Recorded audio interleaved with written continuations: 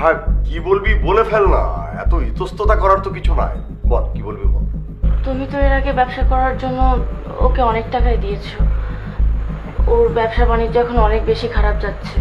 তুমি যদি ওকে কিছু টাকা দিয়ে সহযোগিতা করতা তাহলে ওর ব্যবসার ক্ষেত্রে অনেক উপকার হতো।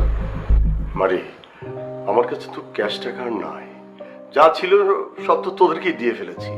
এখন থাকার মধ্যে শুধু ওই ফ্ল্যাটটা আছে। জিয়াপা মানে আমার 50 লাখ টাকা দরকার তো। আপনার মেয়ে তো বললো যে বিজনেসটা আসলে ইদানিং ভালো যাইতেছে না। এই ফ্ল্যাটটা যদি আপনি বিক্রি করে আমার 50 লাখ টাকা দেন আপনার, তাহলে ধরেন 2-3 মাসের মধ্যে আমার কিন্তু প্রফিট 2.5 কোটি টাকার মতো হয়ে যাবে। তখন তো টাকা পয়সার কোনো সমস্যা নাই। আপনি আমার 50 লাখ টাকা দিলেন, এর বিনিময়ে আপনার আমি 1 কোটি টাকা দিয়ে দিলাম। আর এটা তো টাকা পয়সার সম্পর্কের ব্যাপার না। আপনি তো আমার শুধু শ্বশুর আব্বা না, আপনি তো আমার আব্বার মতো। আরে তুমি কি বলতেছো? হ্যাঁ, তুমি হইতেছো আমার একমাত্র আদরের জামাই, তোমাকে দিব না দিব কাকে? তুমি এটা নিয়ে একদম টেনশন করো না, আমি দেবো, আমি ব্যবস্থা করে দেবো, ঠিক আছে?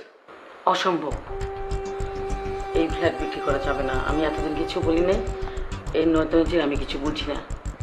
আর এই ফ্ল্যাট তো একার না, তোর একার ফ্ল্যাট না, আমার আরও একটা মেয়ে আছে এবং আমিও এটার অংশীদার। তোর বাবার সব সম্পত্তি আমরা 3 জন অংশীদার। তাহলে একা কেন তুই নিবি? এই ফ্ল্যাট আমাদের ঐতিহ্য, আমি এটা করতে দিব না, কখনোই না। আহা, তুমি থামো তো, এত টেনশন করছো। জামাই বাবাজি তো বললো যেটা 2-2.5 মাসের ব্যাপার। না, তুমি এটা করতে পারবে না। তুমি আমার ছোট মেয়েকে অনেক অত্যাচার করেছো, সেটা আমি মেনে নিয়েছি, কিন্তু আমার সম্পত্তি থেকে আমার ছোট মেয়েকে তুমি বঞ্চিত করতে পারো না। আমি বেঁচে থাকতে এটা হবে না, আমি করতে দিব না। আর তাছাড়া তুমি যদি ফ্ল্যাটটা বিক্রি করে দাও, আমরা থাকবো কোথায়, উঠবো কোথায়? মা, আপনি কি নিয়ে চিন্তা করতেছেন? আপনি আমার বাসায় থাকবেন, মাত্র 2-2.5 মাসের ব্যাপার। আর হ্যাঁ, ও তো ঠিকই বলেছে, মাত্র এটা 2-2.5 মাসের ব্যাপার, তাই না?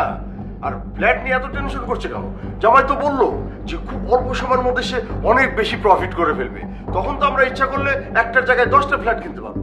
আপা, আপনি যা বলছেন তাই, আম্মা হয়তো ব্যাপারটা বুঝে উঠতে পারে নাই। আপনি ধরেন যদি মানে 50 লাখ টাকা আপনি আমার দিতে পারেন, তাহলে আপনার উপকার হবো আপা। জামাই বাবাজি, তুমি এই টাকা নিয়ে একদম টেনশন করো না। আমি আগামী 1 সপ্তাহের মধ্যে আমার ফ্ল্যাটটা বিক্রি করে তোমার অ্যাকাউন্টে টাকা পাঠিয়ে দেবো, ঠিক আছে? থ্যাংক ইউ আপা, থ্যাংক ইউ সো মাচ।